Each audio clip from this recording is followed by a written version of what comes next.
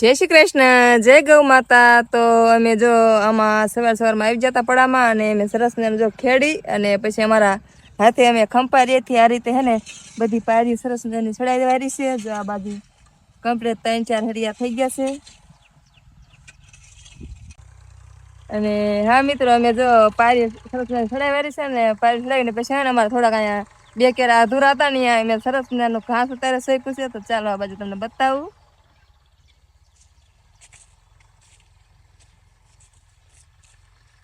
જ્યાં બાજુ બે કેરા નાના નાના થયા ને સરસ નાના એને સોંપ્યું છે આજે।